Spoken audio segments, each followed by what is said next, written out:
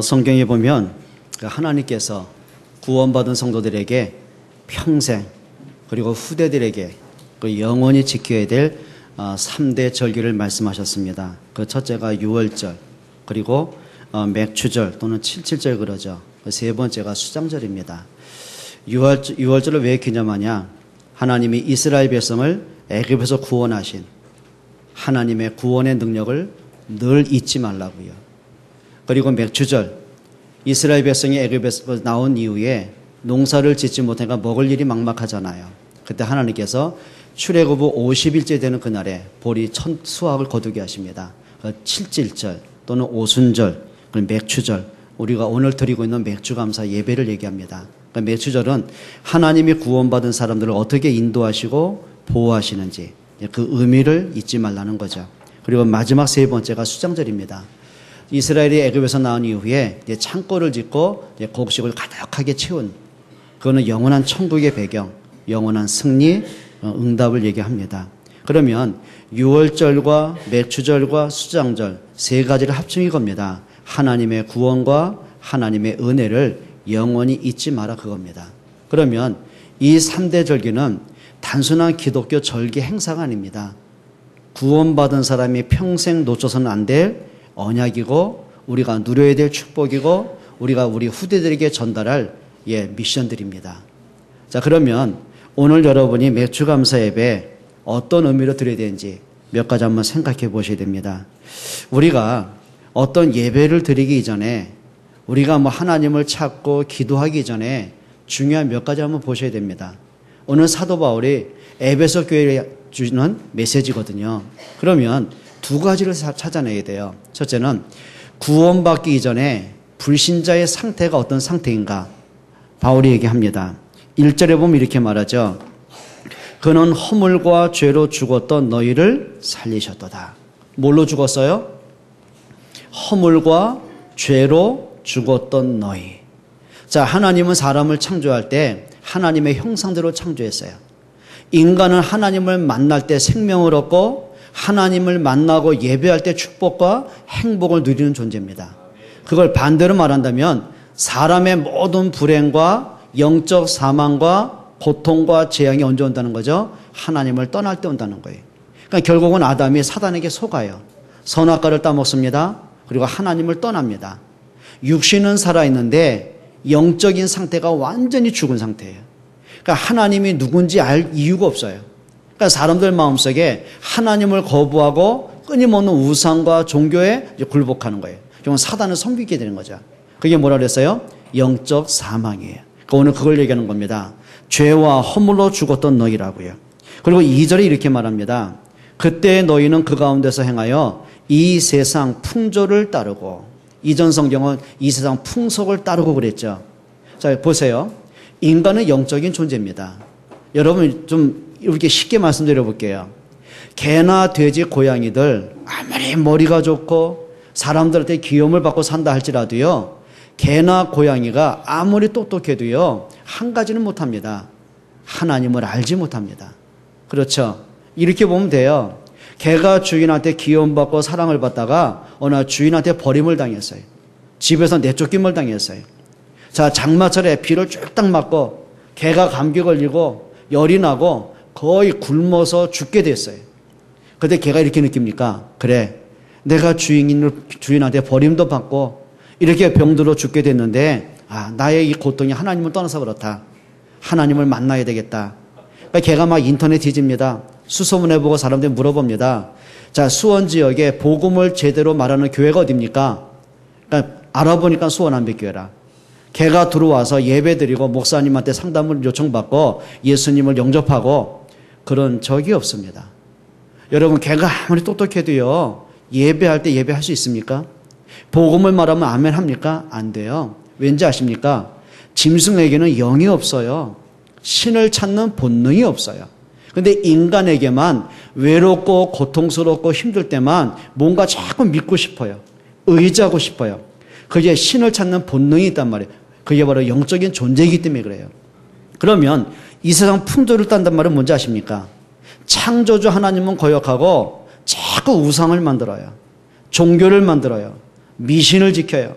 자꾸 조상신을 섬겨요. 그게 이 세상 풍조입니다. 그러니까 예배 대상을 완전히 바꿔버린 거예요. 거기다가 이 세상 풍조가 뭡니까? 이거죠. 사단의 작품이 흑암의 문화입니다. 어둠의 문화를 얘기하는 거예요. 그게 게임 문화, 음란 문화, 도박의 문화, 타락 문화, 음란 문화예요. 그러면 게임이 나쁘냐?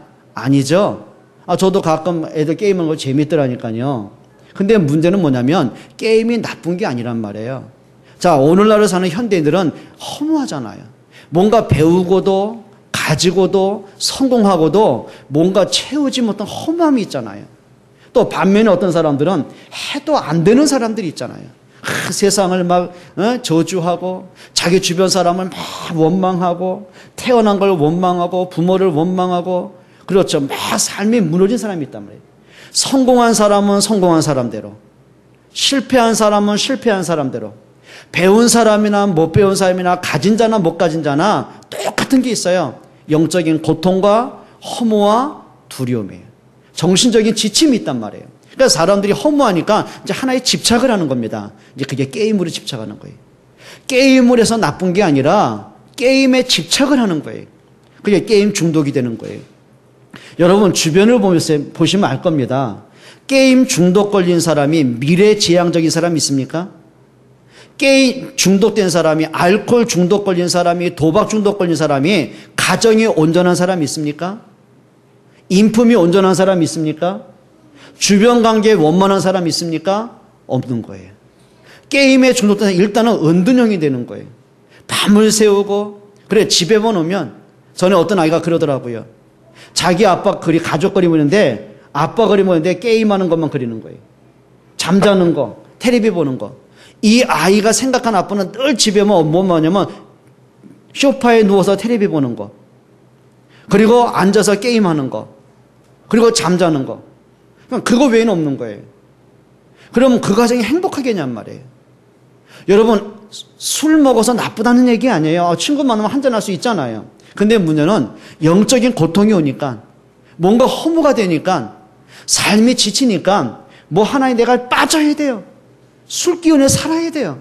그러니까 내가 갖고 있는 영적 문제에다가 정신적인 시달림에다 술이 붙어버리는 거예요. 그것 때문에 자꾸 건강에도 삶에도 문제가 오는 거예요. 아니 부부간의 이 관계들이 뭐가 나쁘겠습니까? 근데 사람들이요 영리로 바꿔 쓰기 시작하는 거예요. 그게 뭐죠? 이 세상 풍조란 말이에요. 친구들 만나가지고 뭐 고스톱 한번 했다. 좋죠. 인간관계 돈독해지고요. 근데 문제는 뭐냐면 이 사람의 모든 생각에는 돈이 생기면 일단 도박판으로, 없으면 빌려서라도 도박판으로 가야 되는 거예요. 자기가 거기 있으면 안 되는 거 알아요. 이 돈을 없애면 안 되는 거 알아요. 근데 그 자리를 벗어날 수가 없는, 힘이 없는 거예요. 잡혀 있는 거예요. 그게 뭐예요? 이 세상 풍조입니다. 그게 사람들의 모습이란 말이에요. 거기다가 2절에 뭐라 그랬어요? 공중의 권세 잡은 자를 따랐어요. 자기도 알지 못하게 사단을 부인하고 하나님을 부정하는 거예요. 근데 태어나면서부터 자체가 운명에 묶여 태어나는 거예요. 거기다가 하나님을 떠난 상태예요. 영적 사망이고 원죄가 있는 거예요. 사단에게 지배당하는 거예요. 그러니까 불신자들은 사단이다 뭐 지옥이다 모르니까 한 단어로 표현했습니다. 이게 다 네 운명이고 팔자라고. 운명이 뭔지 아세요? 내가 태어나면서도 운명에 묶여 태어나는 거예요. 혹시 이 가운데 점치신 분 계십니까? 자, 점치러 가면은 두 가지 부류의 무당들의 점쟁이 있단 말이에요. 진짜 귀신받은 악령에 잡혀있는 강신무들이 있어요. 그러니까 이 사람들은 일단 봄은 알아요. 봄은 알아요. 여러분 보는 순간 그냥 외모 보고 하는 게 아니라 여러분 과거를 현재를 귀신이 가르쳐줘요. 그거는 무당들 말은 공수한다고 그래요. 그런데 글 푸는 사람, 역학하는 무당들이나 점쟁이 있잖아요. 그럼 먼저 물어봅니다. 뭐 물어봐요? 사주를 물어봐요. 사랑이 몇 년 몇 월 며칠이야? 84년 몇 월? 몇 시? 점철 같은 시간까지 알아야 돼. 알아놔. 연, 월, 일, 시. 그게 사주요. 거기 태어난 시간 시입니다. 근데 이상하죠. 조상 때부터 일이 그대로 드러나요. 오늘 내 현재 상황이 그대로 드러나요. 앞으로 될 일들이, 재앙들이 그대로 드러나요. 그러니까 이제 하는 얘기죠. 구슬하라던 둥, 액땜에서 뭐 하라고 그래요? 예? 부족을 붙이라는 둥, 그 다음에 이사를 가려면 어느 방향으로 가라는 둥 있습니다. 진짜 불신자들은요, 방향 안 맞추면은요, 재앙 온다니까요. 멀쩡했던 사람이 다치고 죽고 이런 일이 돼버린단 말이에요. 그게 뭔지 아십니까? 운명, 사단에게 잡혀 있는 거예요. 여러분이 믿든 안 믿든, 인정하든 안 하든, 여러분의 인생을 장악한 주인이 있어요. 불신자의 주인. 요한복음 8장 44절에 예수님 말씀하셨어요. 너희는 너희 아비 마귀에게서 났다. 그게 인간의 운명이란 얘기예요. 거기다가 3절에 뭐라 했죠? 우리 육체의 욕심을 따라 지내며, 그래요, 영적 문제에 딱 잡힌 사람들, 그래요, 흑암 문화에 딱 잡힌 사람들 특징이 있습니다. 아까 말씀드린 뭐 알코올 중독자들, 게임 중독자든 음란 중독이든 흑암 도박 중독이든 걸린 사람도 있습니다. 자기 욕심대로 가는 거예요. 자기 가족이 어떻든. 여러분, 알코올 중독자 간 사람이 이것 때문에 우리 와이프가 힘들겠구나, 우리 자식 너무 상처를 받았겠구나, 이것 때문에 우리 부모님이 진짜 속을 상하셨겠구나, 이것 때문에 내 삶이 무너지고 있구나, 나 때문에 우리 주변의 사람이 너무너무 힘들었겠구나. 회개하는 사람 없어요. 육체의 욕심을 따라가는 거예요.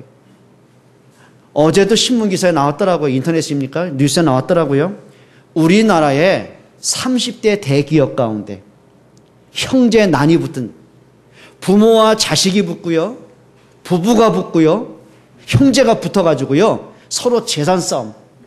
우리나라 10대 기업 가운데 재산 싸움 분쟁이 안 난 집안이 어디 있겠어요? 형제끼리 원수가 안 된 집이 어디 있겠냐고. 뭔지 아십니까? 가족이 없는 거예요. 이 사람은 오직 하나입니다. 내가 차지할 돈이란 말이에요. 그러니까 자기 욕심에 딱 잡히니까 어때요? 인격도 없어요. 그게 뭐라고 그랬어요? 육체의 욕심을 따라 지내며 육체와 마음에 원하는 것을 하여 이랬어요. 그게 세상 사람들의 모습입니다. 우리 여기 젊은이들, 학생들은요, 세상 가면서 사람 보고 시험 들고 낙심한다, 천치의 바보입니다. 그게 세상 돌아가는 문제란 말이에요. 세상 나가보세요. 사람들 여러분을 위해주고 그럴 줄 압니까? 아닙니다. 여러분을 이용해서 이익 챙기는 거예요. 그러니까 사람들이 움직이는 기준이 뭔지 아세요? 사람들의 모든 가치 판단의 기준이 뭔지 아세요? 나의 이익입니다. 내게 손해주면 다 싫은 거예요. 내게 이익 주면 어때요? 원수도 괜찮은 거예요. 그렇죠? 아니, 김정은이가 뭐가 좋아서 요즘 뭐 아시안 게임 때 뭐 응원단 보내고 우리 같이 하고 왜 그렇습니까? 그러면 자기 이익이 있는 거예요. 남남 갈등을 부추긴다든지.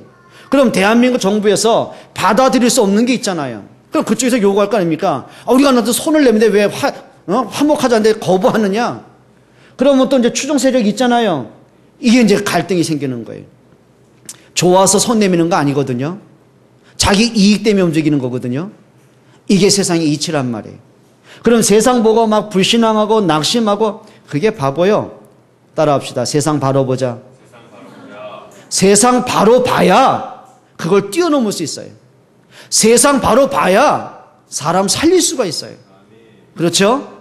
그래요. 요셉 주변에 진짜 요셉을 위해서 형들이, 요셉아, 네가 성공해야 돼, 너 언약 때문에 세계복음 해야 돼, 애굽에 들어가야 돼, 그래 보냈습니까? 아닙니다. 그냥 자기들의 편리를 위해서, 자기들의 기분대로 동생을 고통 주려고, 그래서 보낸 겁니다. 근데 요셉이요, 세상 바로 봤어요. 형들 때문에, 환경 때문에, 문제 때문에 무너진 게 아니라, 복음으로 전도라는 눈으로 세상을 바로 봤어요. 바로 보니까 응답이 바로 오는 거예요. 바로 보니까 자기들을 팔았던 형들을 살릴 수가 있는 거예요. 자기를 노예로 고통 줬던, 누명 쓰고 감옥에 가뒀던 그 애굽을 살릴 수가 있었던 거예요. 그게 렘넌트고 복음 가진 사람이에요. 세상 바로 보시기를 바랍니다. 3절에 이렇게 말합니다. 너희가 본질상 진노의 자녀였다. 본질상 아무리 능력 있고, 내가 아무리 선하게 살고, 내가 아무리 성공을 하고 인격이 좋아도요, 본질상 진노의 자녀예요. 여러분, 이게 뭐예요? 복음 밖에 있는 인생이란 말이에요. 그런데 하나님이 이런 멸망의 고통의 진노의 인생을 구원하기 위해서 하나님이 주신 길이 있습니다. 그게 오늘 4절입니다. 한번 읽어볼까요? 긍휼이 풍성하신 하나님이 우리를 사랑하신 그 큰 사랑을 인하여, 긍휼이 풍성하신 하나님, 내가 하나님을 떠났는데, 하나님과 원수가 됐는데, 사단의 노예가 됐는데, 영원한 진노의 백성이 되었는데, 멸망의 자녀가 되었는데, 하나님 우리를 버려두지 아니하시고 내가 사는 길을, 내가 죄에서 해방받는 길을, 멸망에서 구원받는 길을, 운명에서 해방받는 길을, 사망에서 생명 주는 길을 하나님이 주신 거예요. 그걸 긍휼이라고 그래요. 받을 자격이 없어요. 이렇게 보시면 됩니다. 자식은 부모한테 조건 따라 대합니다. 그렇죠. 서운하면 서운한 대로 대합니다. 근데 부모는 조건 따라 대하지 않는 거예요. 그냥 사랑으로, 그냥 품고, 그냥 야단을 쳐서라도 고칠지언정 끝까지 품어주는 거예요. 그걸 무조건이라고 그러고 그걸 긍휼이라고 하는 거예요. 근데 하나님의 긍휼은 그것뿐이겠습니까? 하나님의 긍휼, 진짜 죄인된 나를 버릴 수 없어요. 생명 주셔야 돼요. 그래서 하나님의 사랑으로 내게 은혜를 주신 거예요. 5절에 이렇게 말합니다. 허물로 죽은 우리를 그리스도와 함께 살리셨고, 죄는 내가 졌어요. 멸망은 내가 당해야 돼요. 하나님이 그 내가 지은 원죄를, 내게 있는 운명을, 내가 받을 저주를, 지옥의 문제를 그리스도께 담당을 시키신 거예요.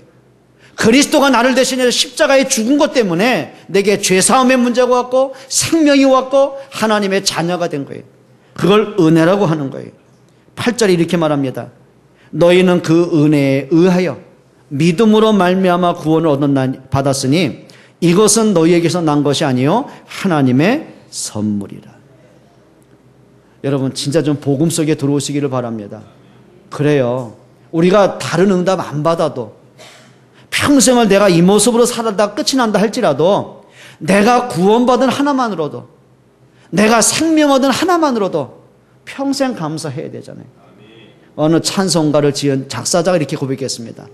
만 입이 내게 있으면 그 만 개의 입을 가지고 날 구원하신 그 은혜를 영원히 찬양하겠다고.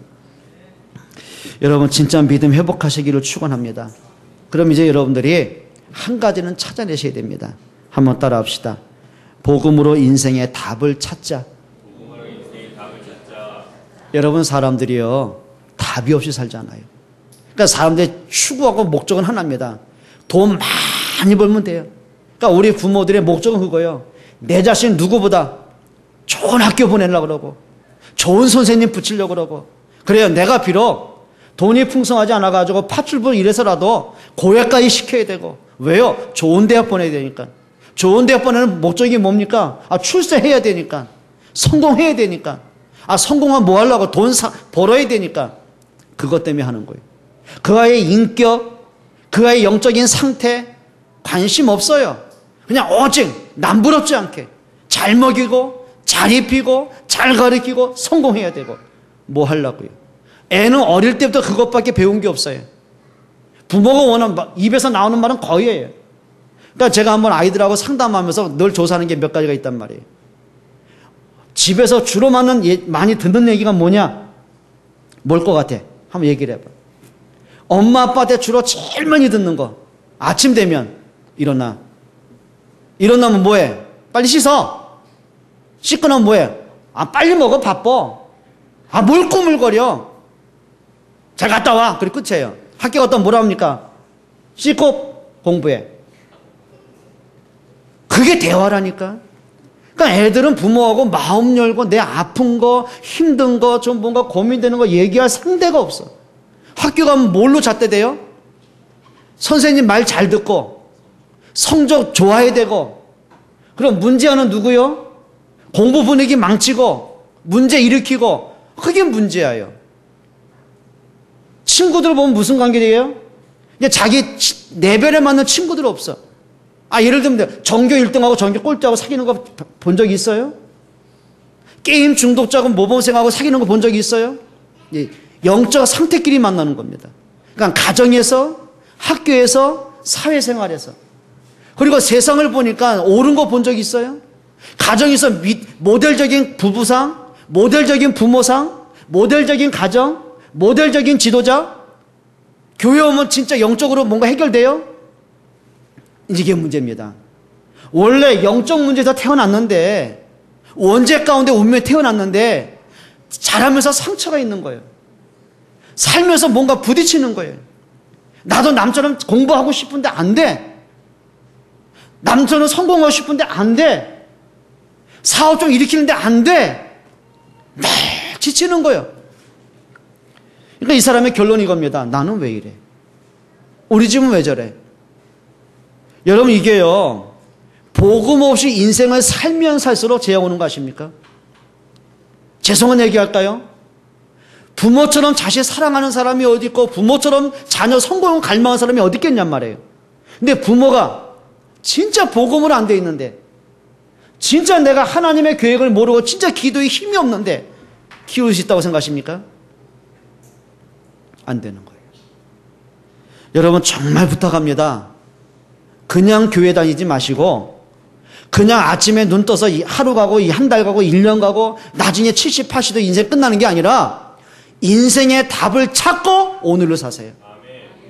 인생의 답을 찾고 자녀 키우세요. 그냥 내 사업을 이렇게 돈이 안 돼 그러지 마시고요. 인생의 답을 찾고 진짜 사업하세요. 성경은 분명히 말합니다. 인간은 영적 존재입니다. 영혼이 잘 될 때 범사가 잘 되어집니다. 내 범사가 평안해질 때 삶이 회복되어집니다. 복음으로 인생의 답을 찾기를 축원합니다. 복음이 뭔지 아십니까?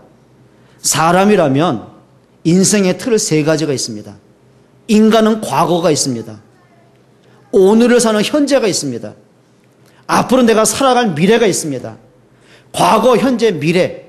그러면 여러분, 지난날 살아온 과거를 한번 돌이켜 보세요. 행복했습니까? 아, 진짜 과거. 내가 누구한테 참 떳떳하다. 참 행복하다. 아, 이게 살만 나는구나. 몇 명 될 것 같아요. 진짜 죄송합니다. 여러분, 이건 부정적인 얘기가 아니라 직시하셔야 돼요. 진짜입니다. 부정적으로 보라는 얘기가 아니에요. 직시하셔야 답을 찾아냅니다. 내 몸에 암덩어리가 있고 온몸에 퍼졌어요. 그래, 뭐 잘 될 거야, 나을 거야. 아니요, 직시해야 돼요. 직시해야 돼요. 그 암에 대한 정확한 답을 내가 찾아내야 돼요. 도전해야 돼요. 마찬가지겠죠.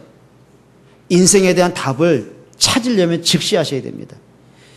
여러분, 사람이요, 과거는 누구나 갖고 있는 문제인데 그게요, 근본 문제를 누구나 갖고 있는 거예요. 자, 아담 이후로 모든 인간들은 하나님을 떠나 영적 사망이 걸렸어요. 원죄는 누구도 피할 수 없어요. 그 죄의 삭은 사망이에요. 인간 누구나 운명에서 태어나고 운명에 묶여 살다가 운명대로 가는 거예요. 그게 사단에게 장악된 거예요. 그게 과거 문제입니다. 오늘 1절이 그 말이에요. 죄와 허물로 죽은 자. 그리고 3절에 뭐라 했어요? 본질상 진노의 자녀인데 어떤 자냐고요? 풍속을 따라갈 수밖에 없는. 이게 아닌데. 내가 왜 이러지? 근데 어쩔 수 없이 가는 거 있잖아요. 아이들도 그렇잖아요. 내가 맨날 놀기만 하면 안 되고 텔레비 앞에 공부해. 그러면서 따라가잖아, 우리가.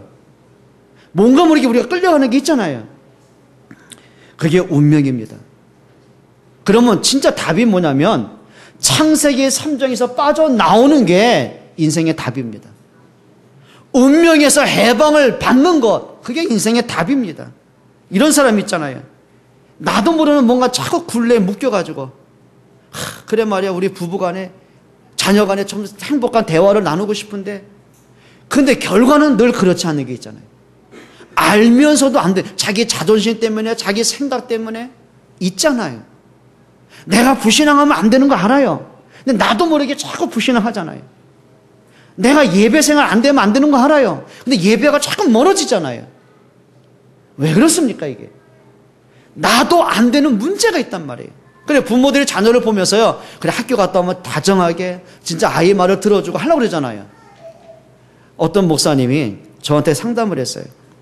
목사님은 청소년 사역하니까 좀 시원하게 뭐 좀 얘기 좀 해달라요. 그러니까 이놈의 자식이 중3인데 벌써 그냥 일진들하고 놀아나고 막 가출도 일삼고 보면은 막 입에 들어올 때 막 담배 냄새 술 냄새 풍기고 공부는 안 하고 뭔 말하면 대들기나 하고 뭐 어떻게 하면 좋겠냐는 거예요.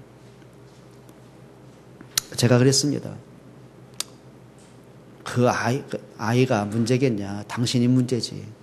그러려다가 관계 깨질까봐. 속으로 뭐 나도 뭐 어쩔 수 없는데 이런 문제 대화했습니다. 내가 그랬습니다. 아이하고 한번 대화 좀 해봐라. 근데 이런 게 있다. 말하고 대화는 다른 것이다. 말은 그냥 내 입장에서 막 얘기하는 거다. 상대방 고려 안 하고 배려 안 하는 거다. 근데 대화는 듣고 그 사람의 감정과 속에서 하고 싶은 진짜 말을 듣는 거다. 그걸 경청이라고 한다. 하려면 한 가지 해라. 우리가 이미 체질이 잔소리하고 욕주거리하고 강압적으로 하는 체질이 하루아침에 바뀌진 않을 거다. 우선 쉬운 것부터 하자. 뭐라 했냐면은 아이가 산을 좋아하냐 바다를 좋아하냐 바다를 좋아한대요. 그럼 동해안 가라. 그 다음에 취미가 뭐냐 축구하는 거래. 그럼 갈 때 축구 하나 가지고 가라. 동해안 가기까지 휴게소 많으니까 들러가자. 애가 먹고 싶은 거 마음대로 먹게 해라. 뭐 어때서 안 되고 그러지 말고. 그 이분이 약속을 했어요. 그러니까 이제 공휴일 날 방학 때 간 거예요. 결론부터 얘기합시다. 잘 됐을까요? 안 됐을까요? 이제 동해까지 갔습니다. 갈 때까지는 뭐 사주고 그리고 이제 간 거예요. 근데 이제 동해 백사장 탁 모래성에 앉아가지고 밤바다를 본 겁니다. 갑자기 이분이 설교하고 싶으겠죠. 야, 저 바다를 봐 저거. 저 하나님이 창조한 거야. 됐어 씨 가 그리고 그래. 그러니까 이제 그만하면 이제 뭔 말 할 줄 아니까 씨 그리고 가더라는 얘기. 그래서 하는 말이 목사님 얘기입니다. 내가 그 새끼 지 새끼를 위해서 내가 시간도 내고 돈 들여 갔는데 이게 또 거기서 싸우고 왔다는 거예요. 얘 바보야. 그냥 축구하고 씨름하고 수영하다 오지. 이게 우리 체질이에요. 그러니까 이 목사님은 그거요. 아들하고 관계 회복하고 싶은 거예요. 그냥 잘해주고 싶은 거예요. 근데 이겁니다. 잘해주고는 싶은데 어떻게 하는 걸 방법을 모르는 거예요. 왜? 부모한테 그렇게 안 배웠기 때문에. 자기도 그 부모한테 억압당하고 욕지거리 당하고 무시당하고 니까지 이렇게 할머 뭐하냐고 이런 식으로 크다 보니까 자기도 배우고 들은 거 그것밖에 없잖아요. 그게 우리 문제입니다. 알면서도 안 되는 것. 하고 싶은데 할 힘이 없는 것. 그게 인생의 굴레라는 거거든요. 그게 우리 과거 문제입니다. 거기다가 또 많은 상처들 있잖아요. 이렇게 보시면 됩니다. 복음으로 과거 문제 끝났습니다. 예수님은 십자가에 못 박혀 죽으면서 이렇게 말씀을 내가 다 이루었다. 겨우 여러분 예수 믿다가 천국 가는 그 정도가 아니라 여러분 원죄 문제, 가문의 저주 문제, 과거 상처의 문제 다 끝낸 거예요. 그 답을 한 사람들이 일곱 렘넌트입니다. 요셉이 진짜 복음을 갖고 아니까 하나님의 능력을 아니까 하나님의 말씀을 진짜 가슴에 담고 보니까 과거의 문제들, 가정의 엄마 죽어서는 외로움들, 그 많은 상처들, 사랑받지 못하는 그 허무함들, 예, 복음으로 답을 찾았어요. 형들로부터 어려움 당한 거, 무시당한 거, 그것이 서운하고 그게 분노가 된 게 아니라 이것도 하나님 방법이었구나. 복음과 전도로 과거를 보고 나니까 답이 나와지는 거예요. 그것 때문에 낙심하지 않을 만큼, 그것 때문에 원망이 안 될 만큼 힘이 생긴 거예요. 그걸 능력이라고 합니다. 여러분 복음으로 과거 문제 끝난 걸 믿기를 축원합니다. 현재 문제 끝났어요. 그래요. 뭔가 허무하니까 뭔가 자꾸 내가 내 감정대로 기분대로 생각대로 가잖아요. 하고 나고 또 후회하는데 또 반복이 계속 되잖아요. 가정의 문제, 교회 신앙생활의 문제, 사회 문제, 내 직장 문제, 사업 문제 똑같은 문제가 반복되잖아요. 그게 현재 문제입니다. 이렇게 보시면 맞습니다. 우리가 창세기 3장 멸망에서 구원은 받았어요. 근데 문제가 있어요. 창세기 3장에 살던 근성과 습관들이 있어요. 이스라엘 백성이 애굽에서 구원받아 나왔어. 이제 노예 아니에요. 이제 끝이에요. 과거 문제 다 끝냈어요. 근데 문제가 하나 생긴 거예요. 노예로 조상 때부터 살고 평생을 노예로 살다 보니까 그게 몸에 밴 거예요. 생각 속에 각인된 거예요. 체질과 근성이 굳어져 버린 거예요. 애굽에서 나왔는데 문제만 생기면 하는 얘기입니다. 애굽으로 돌아가자. 그걸 노예 근성이라고 그래요. 우리가 창세기 3장에서 구원받았는데 창세기 3장의 근성과 습관과 체질은 참 많이 남았어요. 우리가 원죄에서 죄에서 해방은 받았어요. 용서는 받았어요. 근데 아직까지 우리의 죄성이 너무 많아요. 사람이 살면서 그래야 선하고 착한 것보다 악한 일 할 때가 얼마나 많습니까? 죄성이 아직 너무 많아요. 내가 사단의 손에서 완전 구원받았어요. 사단하고 전혀 관계없어요. 근데 이상하죠? 사단에게 늘 속는 영적 연약함이 있는 거예요. 그래서 예수님이 우리에게 주신 답입니다. 마태복음 28장 20절에 예수님이 답을 주신 거예요. 내가 세상 끝날까지 너희와 항상 함께 있을 것이다. 연약한 나와 그리스도는 함께 하세요. 모자르는 나와 주님이 함께 하세요. 신앙생활이 뭔지 아십니까? 나와 함께하는 그리스도를 누리는 겁니다. 예수님이 이렇게 말씀하셨습니다. 네 힘으로 안 된다. 네가 어떻게 부모가 자녀 살리겠냐? 안 된다. 그래, 세상 말도 있잖아요. 품 안의 자식이에요. 애가 이제 5살만 돼도요, 미운, 요즘은 7살이 아니고 미운 3살이요, 이제. 고집이 있습니다. 야, 우리 애들 보니까 고집이 있대. 어떤 놈은 지가 잘못하고도요, 고집이 있대. 지가 때려놓고도요, 사과하니까 안 하대. 야, 고집이 있대, 애들 보니까. 여러분, 내 힘으로 안 돼요. 부모가 자식을 마음대로 합니까? 사업하는 분은 알잖아요. 내가 이룬 사업이라고 내가 마음대로 합니까? 안 되게 돼 있습니다. 그래서 하셔야 됩니다. 사단은 늘 속일 텐데요. 인간관계 늘 올 텐데요. 문제는 뻥뻥 터질 텐데요. 내 힘으로 안 되는 거 주님이 아세요. 그래서 답을 주신 거예요. 오직 성령이 너희에게 마시면 너희가 권능을 받고. 여러분, 성령 충만 받으셔야 돼요. 여러분 혼자만의 성령 충만 받는 나만의 방법을 갖고 있어야 돼요. 그래서 우리 힘으로 안 되기 때문에요. 기도라는 권세를 주신 거예요. 요한복음 14장 14절입니다. 너희가 내 이름으로 무엇인지 구하라. 내가 그대로 응답하겠다. 우리가 이 엄청난, 우리가 구원받은 축복, 주님이 나와 함께하는 임마누엘의 축복, 성령 충만한 능력, 기도 응답받는 권세, 엄청난 걸 내가 다 받아놓고도 이제 없이 사는 거예요. 그러니까 늘 내 생각대로, 내 고집대로, 내 계산대로. 그러니까 말씀하고 너무 관계가 없는 거예요. 주일날 말씀을 듣고도 일주일 동안 사는 말씀 없이 사는 거예요. 이제 내가 사는 거예요. 그게 영적 문제의 시작입니다. 그게 사람의 문제 해결 안 되는 문제 중에 문제입니다. 여러분, 인생에 좀 답 좀 찾아내기를 축원합니다. 미래 문제 끝났습니다. 끝을 봐야 돼요. 오늘 제목이 뭐죠? 인생의 답과 끝을 알아야 한다. 따라합시다. 인생, 보고만 해서 인생의 끝을 보자. 두 번째입니다. 여러분, 끝 보니까 그래, 인간은 죽는데 죽음의 끝을 보자. 그게 아니요.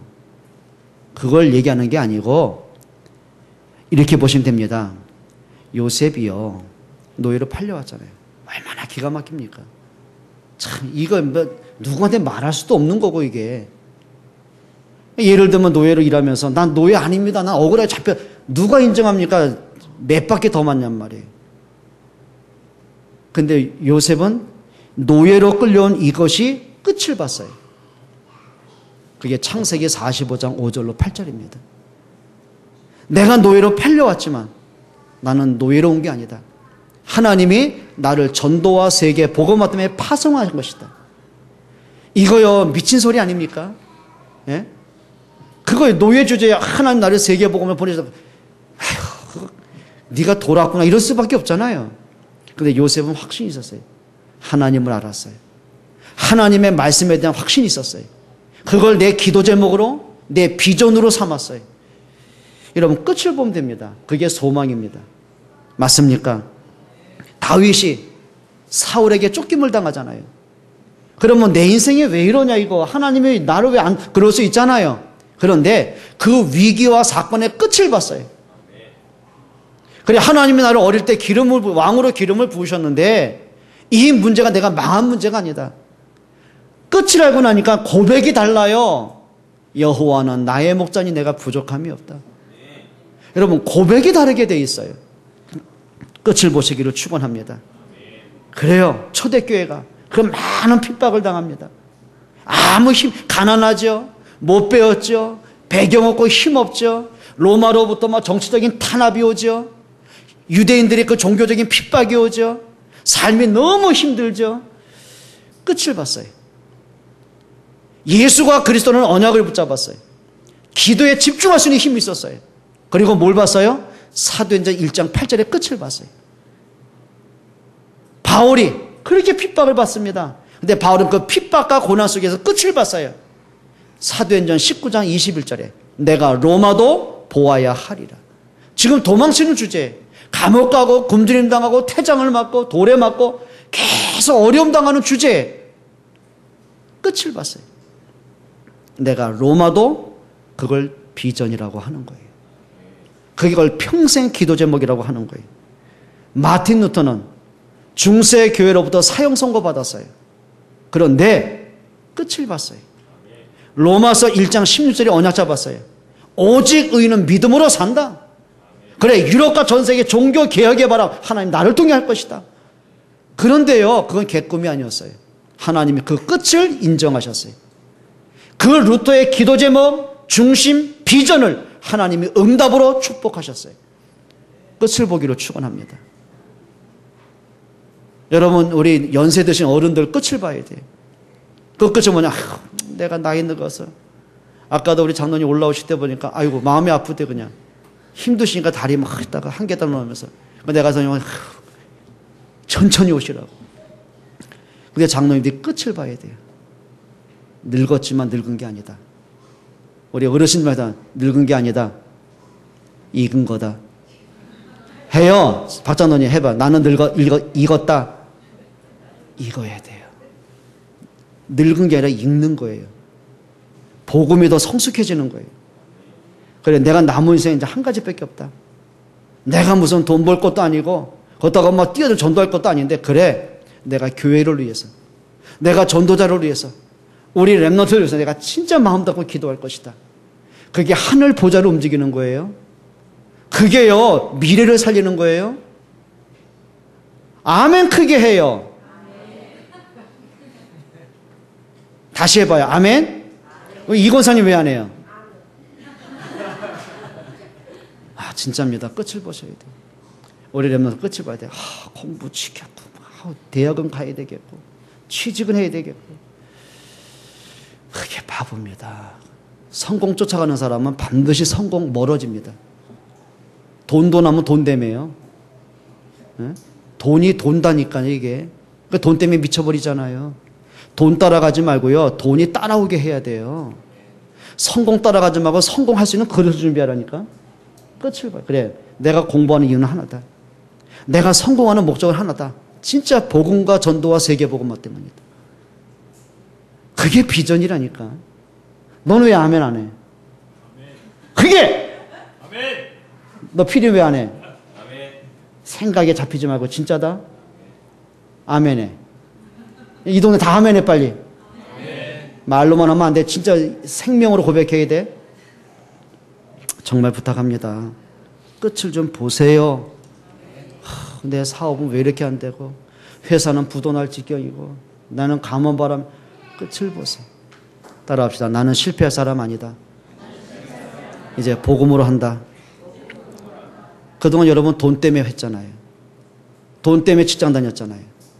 돈 때문에 내가 사업했잖아요. 한 번도 복음하고 교회하고 전도하고 관계 없었잖아요. 이제 근본으로 돌아가셔야 돼요. 이제부터 시작하세요. 하나님이 세우실 때까지. 여러분 낙심도 하지 마세요. 따라합시다. 나는 낙심할 자격이 없다. 낙심할 수밖에 없는 짓을 많이 했잖아요, 우리가. 부모도 그러세요. 자녀 때문에 낙심하지 말고 힘들어하지 마세요. 자격이 없다니까요. 언제 우리가 복음을 했습니까? 이제 복음으로 하세요. 진짜 우리가 기도로 시작하세요. 전도 때문에 끝을 보고 시작을 하세요. 마지막 세 번째입니다. 복음 안에서 미션 찾으세요. 8절 9절 한번 읽어봅니다. 너희는 그 은혜에 의하여 믿음으로 말미암아 구원을 받았으니 이것은 너희에게서 난 것이 아니요 하나님의 선물이라. 행위에서 난 것이 아니니 이는 누구든지 자랑하지 못하게 합니다. 여러분이 교회를 선택한 게 아닙니다. 기독교를 선택한 게 아닙니다. 하나님이 창세전에 여러분을 선택하셨습니다. 여러분이 모태신앙이고 오랫동안 믿어서 온 게 아닙니다. 하나님이 여러분을 그리스도로 생명 주시고 부르셨습니다. 미션 찾으세요. 감사하세요. 진짜 감사하세요. 우리 렘넌트들 크게 감사해야 돼요. 하나님께 감사하고 뭐 부모님이 또 하지 말고 감사하고. 우리 은진이만 따라해봐. 이제부터 아빠에게 감사할게요. 햄마. 아, 이렇게 한 거야? 감사하세요. 원망하면은요, 사람이 일단, 여러분, 막 원망, 불평한 사람은요, 할렐루야, 난 기분이 더럽게 나쁘고 이런 사람 있어요? 없어요. 딱 하면 속이 병들어요. 인상 일그러져요. 말이 거칠어져요. 주변의 사람이 떠나요. 인생이 황폐해져요. 감사하는 사람은요, 일단 마음이 평안이 와요. 얼굴이 밝아져요. 사람을 편안하게 해요. 근데 응답이 따라와요. 감사하세요. 그리고 미션 찾아야 돼요. 7절에 한번 읽어봅니다. 이는 그리스도 예수 안에서 우리에게 자비하심으로써 그 은혜의 지극히 풍성함을 오는 여러 세대에 나타내려 합니다.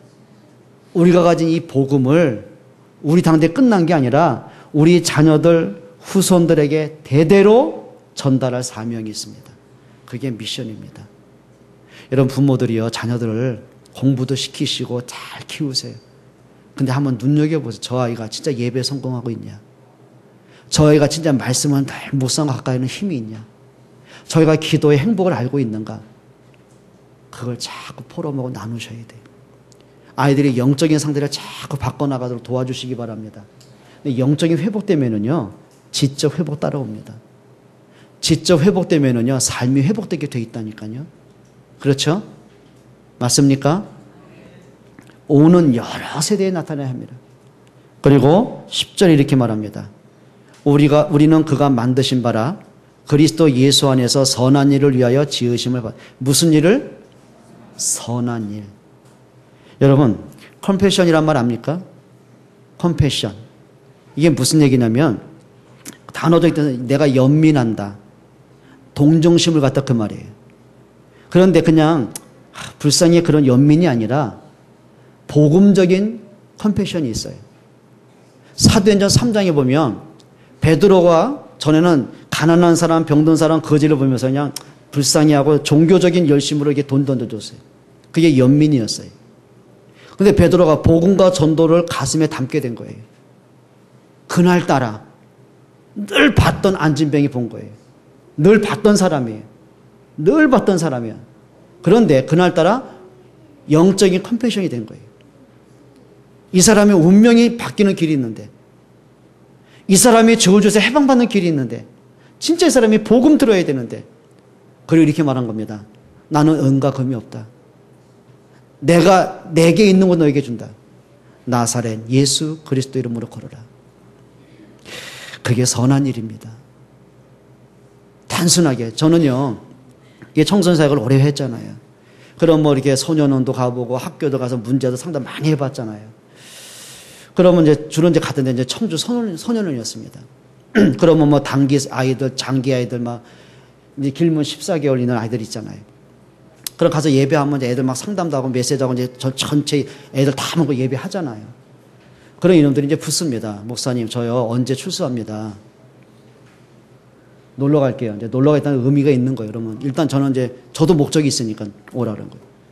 그럼 우리 집에는 저 말고 다 여자잖아요. 꽃밭이잖아요. 그럼 애가 저녁에 뭐 어떻게 이제 재워야 되잖아요. 먹여야 되잖아요. 때로는 용돈도 줘야 되잖아요. 그리고 이렇게 말합니다. 목사님, 제가요 새롭게 시작하려는데 돈이 없어요. 포장마차에서 착실하게 살게요. 좀 자금 좀 대주세요. 집사람 모르게 많이 해줬네. 그때 뭐 집에서 예배할 때 저는 성도들도 없어요. 뭐 돈이 어디 있어요. 그러면 어떻게 해가지고 주는 거예요. 지금까지 그렇게 해줘가지고 단 한 명도 자립한 놈이 없어요. 그날 밤 다 술로 쓰고 여자라고 돈 써요. 그럼 이제 소문 냅니다. 지도 이제 동기들 있잖아요. 소년원 애들 옵니다. 걔들 다 알잖아요. 저를 손 내밀어요. 있어야 주지. 제가 예전 같으면 줄 마음이 없는 거 있잖아요. 그러면 알았어요. 무슨 갑니까? 뭐 할 것 같아요? 협박하는 거예요. 왜 누구는 주고 나는 왜 안 주냐는 거예요. 왜 사람 차별하냐는 거예요. 목사가 왜 사람 이런 식으로 나온단 말이에요. 제 마음속에 언제까지 내가 이 일을 해야 되나. 그래, 애들 먹일 수도 있고 옷 사줄 수 있고 용돈 줄 수 있는데 그렇게 해서 애들이 인생이 바뀌는 법이 없는데 날 이용하는데 그때 한번 답을 찾은 겁니다. 저의 근본 상태 안 바뀌면 절대 인생 안 바뀐다. 그때 선한 일을 시작했습니다. 복음 아니면 운명 바꿀 수 없다. 복음 아니면 저의 인생 바꿀 길 없다. 복음만이 저의 영적 사망에서 해방을 시킬 수 있다. 그때부터 선한 일은 그렇게 시작합니다. 또 때로는요, 그 뒤로 제가 이제 도와줄 애들이 있어야 되잖아요. 기준이 있습니다. 정말 이 아이가 복음 때문에 자기의 미래 놓고 씨름하고 있느냐. 그럼 어떻게든 도와주려고 합니다. 여러분, 선한 일이 뭐 같아요? 우리 중지자들, 우리 모든 성도분들이요, 선한 일 하시기를 축원합니다. 여러분 주변에 가끔 막 같이 놀고 같이 지내고 하는 친구들, 형제들 많잖아요. 동료들, 학교 친구, 직장 동료 많지 않습니까? 오늘부터 선한 일을 시작하세요. 그 사람이 운명에서 해방받는, 진짜 사망에서 생명 얻는 복음을 들을 수 있도록 가슴에 담고 전도하는 기도 시작하세요. 일단 이름부터 적으세요. 예수 믿다가 낙심한 사람들, 교회 다니면서 시험 든 사람들, 가정의 영적 문제, 삶에 지쳐있는 사람들, 이름 다 적고 기도 시작하세요. 전도를 위한 기도는요, 100%가 아니요, 300% 응답이 온다니까요. 진짜 체험하시기를 축원합니다. 그게 선한 일입니다. 진짜 복음도 있고 실력 너무 가난하다. 그럼 여러분들이요, 진짜 도울 수 있어야 돼요. 제가 예전부터 부탁했거든요. 중자들부터 우리 장학해야자, 돕자. 근데 관심들이 많아요. 그러니까 혼자 할 수밖에 없잖아요.